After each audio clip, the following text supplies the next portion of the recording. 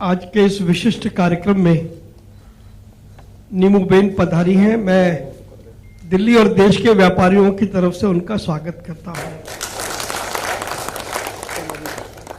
मेरे मित्र एपी रेड्डी जी यहाँ पर बैठे हैं। किशोर जी कहाँ बैठे हैं? किशोर जी, वो किशोर जी पीछे खड़े हुए हैं। किशोर जी हैं, सुरेंद्र वत्स जी हैं और मेरे बहुत ही परम मित्र राजीव गुप्ता जी यहाँ पर बैठे हैं। सबसे पहले तो मैं नीमूबेन से और बाकी आप सब लोगों से माफी मांगता हूँ कि मैं प्रोटोकॉल तो ये कहता है कि मेंबर ऑफ पार्लियामेंट को मंत्री को रिसीव करना चाहिए, तो प्रोटोकॉल मैं निभा नहीं पाया।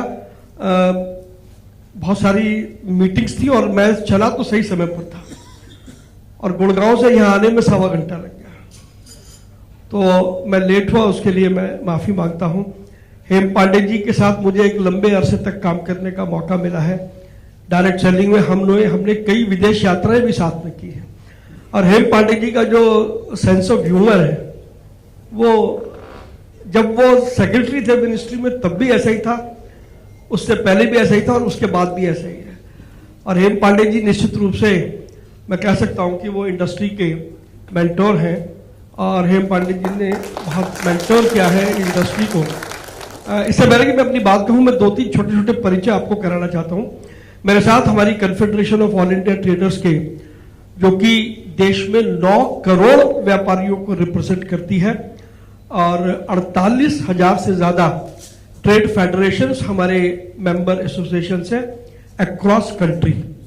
तो हमारी फेडरेशन के, हमारी कन्फेडरेशन के वाइस चेयरमैन श्री सत्यभूषण जैन जी मेरे साथ यहाँ पर मौजूद है, मैं उनका स्वागत करता हूँ। All India mobile retailers association के प्रेसिडेंट कैलाश लखियानी जी हैं। देश में 8 लाख रिटेलर्स जो मोबाइल के हैं वो उनका प्रतिनिधित्व करते हैं। कैट की हमारी नेशनल वाइस प्रेसिडेंट जो मुंबई से आई हैं अनुजा गुप्ता, जो एक लाइफ कोच भी है, वो यहाँ पर मौजूद है। मेरे दिल्ली के 2 साथी राजीव बत्रा जी जो टॉयज एसोसिएशन ऑफ इंडिया के चेयरमैन हैं, वो यहाँ बैठे हैं। मेरे मित्र मुकेश तुली जी जो रियल एस्टेट डेवलपर एसोसिएशन के चेयरमैन हैं, वो यहाँ पर बैठे हैं। तो ये सब हम कैट के लोग हैं और डायरेक्ट सेलिंग को हम अपना पार्ट मानते हैं। और मैंने तो बार बार मंत्रालय की मीटिंगों में भी पिछले 4-5 साल से मैं लगातार कह रहा हूं कि रिटेल ट्रेड के 4 वर्टिकल हैं। एक वर्टिकल कॉर्पोरेट रिटेल है, एक वर्टिकल हम है जो मेन लाइन है, एक वर्टिकल ई कॉमर्स है और एक वर्टिकल उसका डायरेक्ट सेलिंग है। तो इसी नाते से हम सब लोगों ने मिलकर के काम किया है और आज मैं इस बात को कह सकता हूं कि डायरेक्ट सेलिंग को जो रिकॉग्निशन मिलनी चाहिए थी वो अब धीरे धीरे माननीय प्रधानमंत्री नरेंद्र मोदी जी के आग्रह के बाद अब वो मिलनी शुरू हो गई है। डायरेक्ट सेलिंग की पॉलिसी बन गई है, डायरेक्ट सेलिंग के रूल्स बन गए हैं और जो एक्ट पार्लियामेंट में आया था जिसमें डायरेक्ट सेलिंग को एमएलएम के साथ जो इनिशियल जो आया उसमें एमएलएम के साथ जोड़ा गया। लेकिन मैं धन्यवाद करता हूं माननीय गृह मंत्री श्री अमित शाह जी का कि पार्लियामेंट में बिल आने के बाद, अमित शाह जी के इंटरवेंशन के बाद वो डिस्टिंक्शन उन्होंने खत्म कर दी और अब डायरेक्ट सेलिंग को एमएलएम नहीं माना जाता है। तो ये, लेकिन इसका प्रयास खाली कोई हम अपने नेताओं को तो ऐसा नहीं है, आपकी इंडस्ट्री में सभी लोगों ने बहुत काम किया है। मैं तो पिछले 15 सालों से इस इंडस्ट्री के साथ काम कर रहा हूं, तो मैंने देखा है कि आप सबने बहुत मेहनत से काम किया है। एक बात जरूर थी जो मैंने आज से 1.5-2 साल पहले कहा था, जब रोहित सिंह जी जो अब उस वक्त हमारे कंज्यूमर अफेयर्स मिनिस्ट्री के सेक्रेटरी थे, मैंने कहा था कि सरकार की मदद चाहिए तो आपको पहले परसेप्शन बदलना पड़ेगा।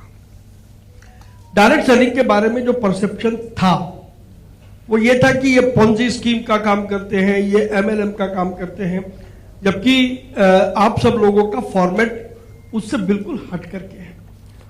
और मैं इस बात के लिए बधाई दूंगा कि जिस दिन ये चर्चा हुई उस दिन के बाद से आप सब लोगों ने मेहनत की है और मैं ये निश्चित रूप से कह सकता हूं, वैसे तो आदरणीय नीमूबेन यहां पर बैठी हैं, सरकार में ये परसेप्शन चेंज हुआ।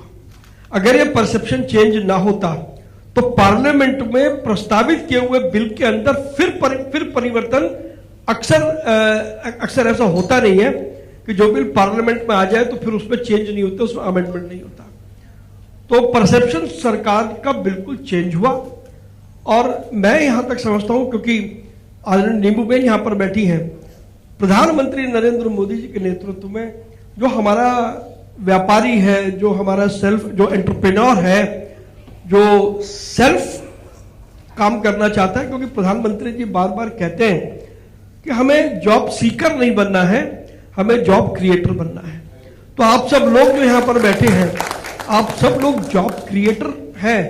इस नाते से आप सबकी भूमिका भारतीय अर्थव्यवस्था में एक बहुत बड़ी महत्वपूर्ण भूमिका है।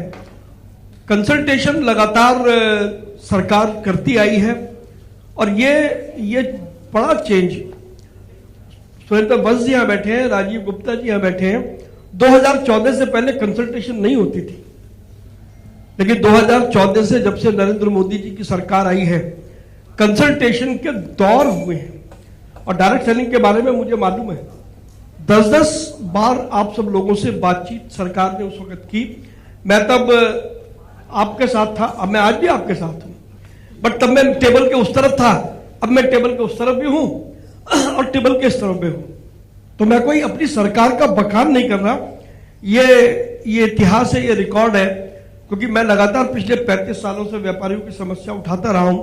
मैंने देखा है कि 2014 से पहले कंसल्टेशन होती नहीं थी और मंत्री से समय मांगो तो समय नहीं मिलता था, लेकिन 2014 के बाद व्यापारियों के साथ लगातार कंसल्टेशन हुई है। एक एक विषय पर सरकार ने दिल खोल करके कंसल्टेशन की है, और अगर वो ना किया होता तो डायरेक्ट सेलिंग के रूल्स नहीं आते। तो अभी जो बाकी थोड़ा बहुत काम बचा है, मैं आपसे यह आग्रह करूंगा, हम सब लोग तो आपके पूरी इंडस्ट्री के साथ में ही है, कि फॉर्मेट आप बना लें कि आपको अब बाकी क्या बच गया। आपका काफी कुछ बचा है, लेकिन क्या बच गया और उसको पाने का रोड मैप क्या है।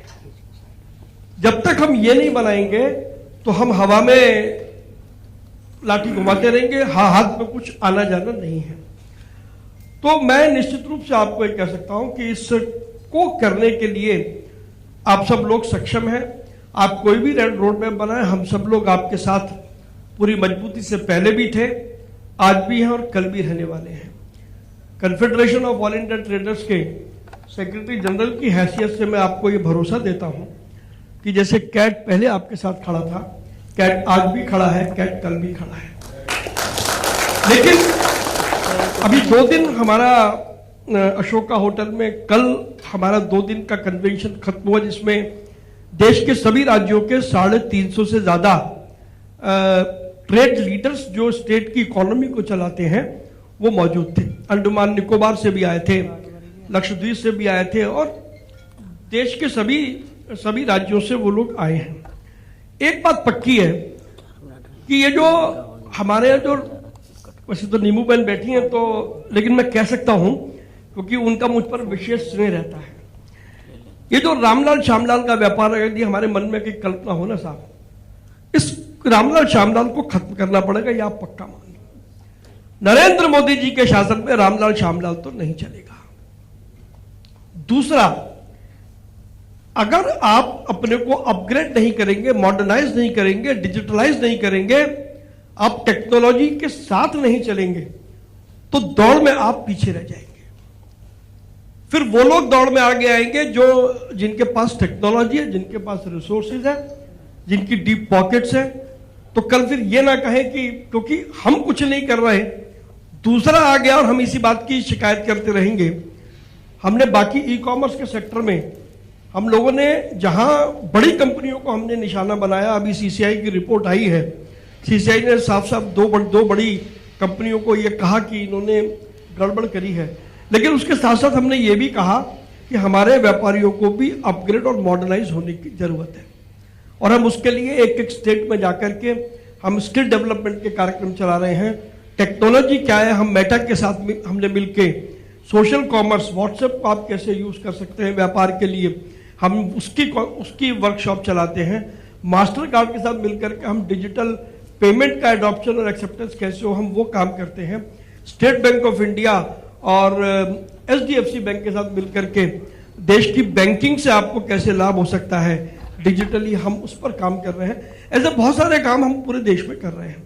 तो मैं FDSA को जरूर ये कहूंगा, हालांकि तो आप तो खुद ही टेक्नोलॉजी के ज्ञाता हैं, लेकिन टेक्नोलॉजी का जितना प्रसार आप अपने डिस्ट्रीब्यूटर्स के मध्य में कर पाएंगे तो वो आपकी इंडस्ट्री को उससे फायदा मिलेगा, ऐसा मेरा मानना है। तो आज के इस मौके पर मैं आपको बधाई देता हूं कि, लेकिन आपने शब्द बड़ा गलत यूज किया। जैसे होता है ना 13वीं,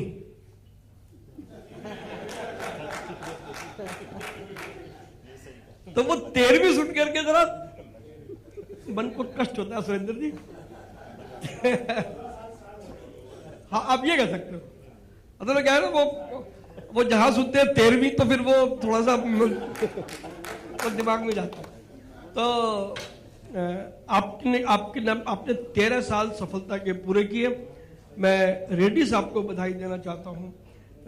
रेड्डी साहब हैदराबाद में रह करके और सब चीजों को कंट्रोल करते हैं, और सबसे अच्छी बात की हिंदी में बात कर सकते हैं। हमारी मुसीबत यह है कि हम अगर हैदराबाद की तो प्रॉब्लम नहीं है, लेकिन तमिलनाडु में जाए तो वहां तमिल हमको नहीं आती, अंग्रेजी उनको नहीं आती, तो हमें दुभाषी साथ रखना पड़ता है जब हम तमिलनाडु जाते हैं।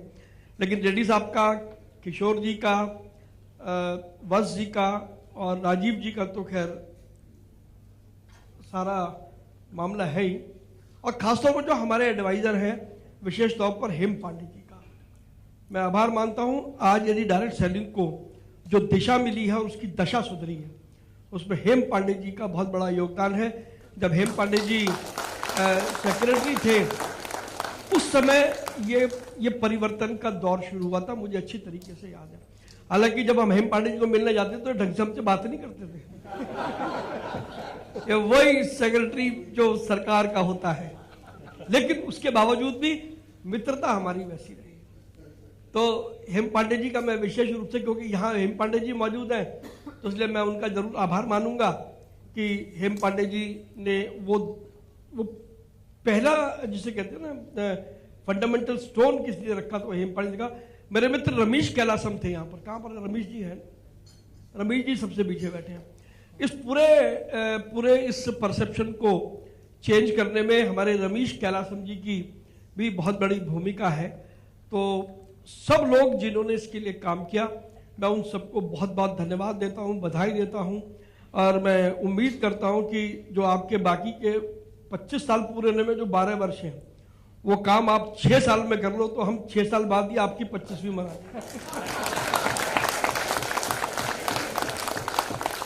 और आपने जो इतने मुझे मालूम है बहुत तकलीफें झेलनी पड़ी हैं, तो मैं 4 पंक्तियां आपको आपकी उस शिद्दत को मैं समर्पित करता हूं कि हमने डाले बीज प्यार के, हमने डाले बीज प्यार के, उसने कांटे बोए, उन कांटों से लिपट लिपट हम रात रात भर रोए, जीवन भर के दर्दों का जवाब हो गए। यानी कि जो आपने पूरे 13 साल में जो यातनाएं सही हैं, मुझे उसका अनुभव है कि जीवन भर के दर्दों का जवाब हो गए, और कांटे सहते सहते हम गुलाब हो गए, कांटे सहते सहते हम गुलाब हो गए।